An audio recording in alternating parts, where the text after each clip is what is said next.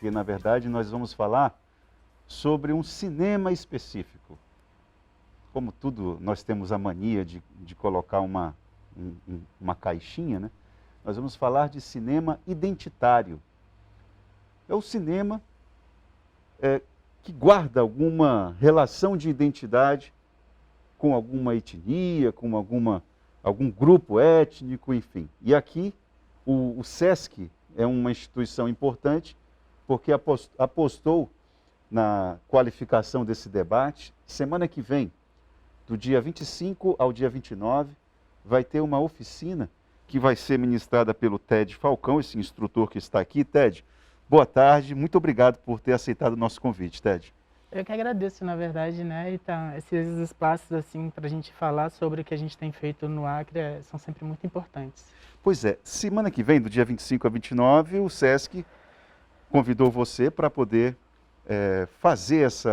dar essas orientações relacionadas ao cinema ligado à questão da afro-brasilidade. Eu queria que você aproveitasse o espaço e explicasse o que é esse cinema negro, o que é isso? Tá. Deixa eu contextualizar, assim, um minutinho. Pois não, por favor. Né? Eu trabalho com cultura já faz um tempo aqui no Acre, e é legal dizer que a gente está com um espaço que busca dar formação em cinema, no geral, e outras artes, que é a Saturno, que está funcionando ali na Capoeira.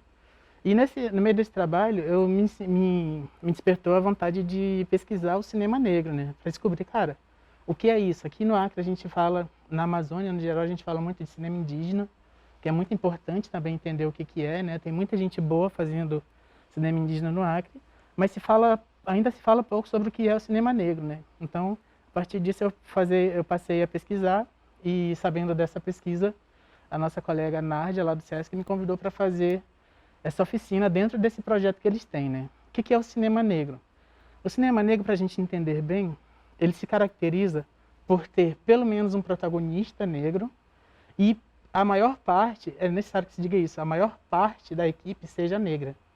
Tanto do elenco quanto técnico? Sim, a maior parte da equipe no geral, elenco, técnica, depois distribuição toda. Mas por que isso? Isso não é bairrismo? Não, galera, não é. Porque, historicamente, o audiovisual, e aí não só o cinema, né? O audiovisual, e ali inclui publicidade, inclui jornalismo, inclui TVs, ele é feito por pessoas brancas, né? Por pessoas brancas, assim, e não menosprezando a parte técnica, né? As equipes técnicas. Quem carrega o piano mesmo, né? Que faz a coisa acontecer ali no braço, né? No suor. Mas, por muito tempo, 99%, 95% das produções eram feitas por pessoas brancas, e dentro dessas equipes, 5% eram negros. E era justamente as pessoas que carregavam o piano nos lombos, como tu falou. Exatamente. E diante dessa situação, que é histórica mesmo, assim, sentiu-se mais do que nunca a necessidade de, vamos fazer os nossos filmes. Vamos contar as nossas histórias, vamos escolher os nossos atores, as nossas atrizes, os nossos pesquisadores. A gente tem muita coisa para contar, a gente precisa contar do nosso jeito. Bom, então, exato. Então, na verdade, o que você está dizendo é que a produção cinematográfica também refletia essa condição de exclusão e, posso dizer, de preconceito também, né? Ou pelo menos dificultava ou não permitia, de uma maneira justa, equilibrada, que os negros contassem as suas próprias narrativas. Né? Exatamente. A partir do momento em que se passa a falar de cinema negro no Brasil, assim, a pessoa vai dizer assim, cinema negro no Brasil, em 73. Com qual? O filme chama Abolição dos Osmo Bubu. É um filme muito importante para a história não só do cinema negro, mas do cinema brasileiro. Mas o que acontece? Quando você começa a fazer esse cinema negro, desperta, né? Desperta uma curiosidade das pessoas, assim. Mas essa curiosidade, ela não desperta no sentido assim, beleza, agora vamos dar espaço para os negros. Não aconteceu magicamente isso. Então, desde 73, quando se fala em cinema negro, a situação começa a melhorar, porque existe muito mais filmes pretos sendo feitos, mas ainda não tem esse acesso que a gente precisa. Que acesso? A gente ainda não tem a atenção das grandes produtoras, a gente ainda não tem a atenção dos grandes patrocinadores, porque a gente sabe que o audiovisual é um segmento que ele é absurdamente caro de se fazer, né? Então a gente ainda não tem essa atenção. E isso desperta mais um momento que é muito importante que se fale, que são os movimentos, né? Os movimentos pró-cinema negro. Aqui no Brasil, o mais conhecido é o Dogma Feijoada, que é um movimento muito importante que nasceu em São Paulo. Dogma Feijoada. Dogma Feijoada, né? Então ele nasceu em São Paulo, em que as pessoas passaram a enfatizar, a dar a importância devida ao audiovisual negro, né? Ao cinema negro, mas também o audiovisual. É importante, né, dizer assim para a galera o que é o cinema e o que é o audiovisual, né? Porque o audiovisual a gente tem esse campo todo, aí entra publicidade, jornalismo, entra essa galera toda. E o cinema, né? Então, o pessoal do Dogma Feijoada, hoje eles são os grandes, um dos cineastas mais importantes pretos do Brasil hoje, não mais importante, ele é muito importante, mas os mais conhecidos. Ele tem 2 filmes muito conhecidos no Brasil, um que foi lançado agora, que chama Doutor Gama, né? E aí, alguns desses autores, eles acabam sendo descobertos e convidados para fazer outras coisas assim. Né? Mas por que eu estou falando da importância desse cineasta? Ele chama Jefferson D. Ele lançou um filme agora que chama Doutor Gama, que ele conta a história do primeiro advogado negro do Brasil. E ele fez parte do movimento abolicionista, e libertou muitas pessoas, e a história dele, ele começa a ser contada de uma forma justa agora também, né? Então é importante falar e trazer esses pontos para que as pessoas entendam, né?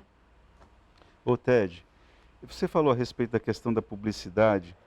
Tem uma situação que eu não sei se faz parte do racismo estrutural que ainda tem em mim, mas às vezes eu percebo na publicidade alguns produtos, sobretudo publicidade de carros, são carros caríssimos, com uma família negra,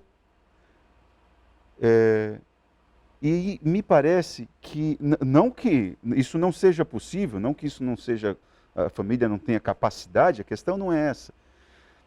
A publicidade, nesse caso, ela não é verdadeira. Porque nós temos um governo federal que não entende que agenda é essa, né, de inclusão, de política de inclusão social, tem muita dificuldade de entender isso.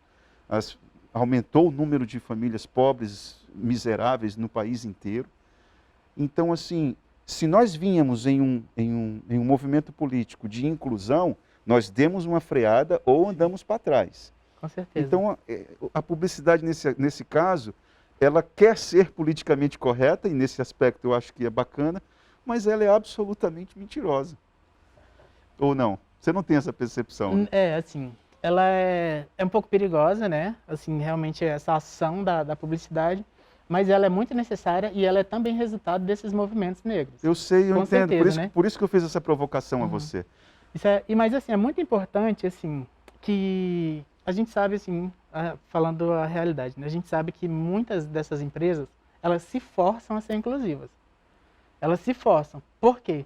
Porque existem as pessoas, né? Existem os movimentos que nos antecederam, existem as pessoas mesmo que não faz parte de nenhum movimento, mas que são pretas e que disseram assim, caramba, eu não estou me vendo nessas publicidades, eu não estou me vendo no jornal, sabe? Eu não estou me vendo nos filmes. Então, especialmente nos últimos, sei lá, 20 anos, vamos dizer assim, nos últimos 20 anos, muitas empresas fizeram um trabalho realmente de inclusão, fizeram um trabalho, né, muito importante de reconstrução do seu pensamento, que isso é muito importante, né? E aí eles começaram a incluir, realmente colocar o Brasil diverso, né? Os Brasis na Correto, tela, isso né? aí é bom. Isso aí é né? bom. Mas a gente sabe que, seguindo essa onda, existem muitas aquelas empresas que se veem realmente obrigadas a fazer isso, né? Mas aí, pega esses últimos 20 anos, e eu acho que o que a gente está vendo hoje mais é reflexo dessa evolução. A gente deu uma parada agora, infelizmente, por toda essa questão, a situação de perseguição, de barbárie que a gente está vivendo no Brasil, né? Mas a gente tem 20 anos de uma crescente, né? Então, esses 20 anos, e nessa crescente, inclui-se também a realidade do povo preto, do povo pobre. Porque, assim, o povo preto não significa povo pobre, é importante que se diga isso, né? Mas a gente, de repente, a gente vê que as pessoas, elas começam a ter acesso. E as pessoas, e nesses últimos 20 anos, os pretos, eles passaram a ter programas muito importantes que possibilitaram as suas ascensões, né? Isso a gente levaria muito tempo para falar aqui. Entendi. Mas é muito importante. Então, acho que o que a gente vê hoje ele é muito reflexo disso tudo, né? Ô Ted, para terminar nossa conversa, aqui no Acre, a tua orientação nessa oficina vai ter qual espírito?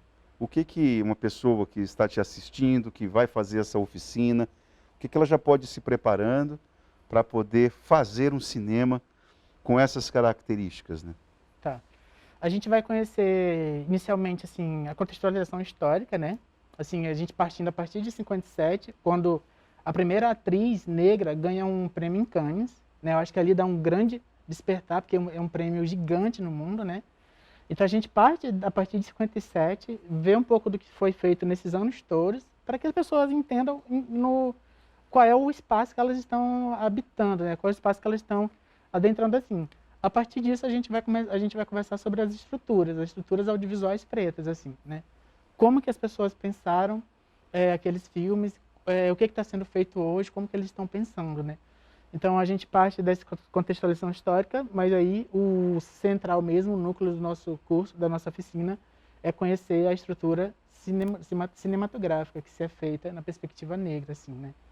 Então, assim, antes de tudo, o que vai estar em debate é o cinema. Sim, com certeza. E aí, dentro disto, você vai certamente dedicar uma parte dessa energia para discutir o cinema negro, é assim, essa é a expressão. É, cinema negro. O núcleo é o cinema negro, ou seja, conhecer como é feito, quem faz cinema negro.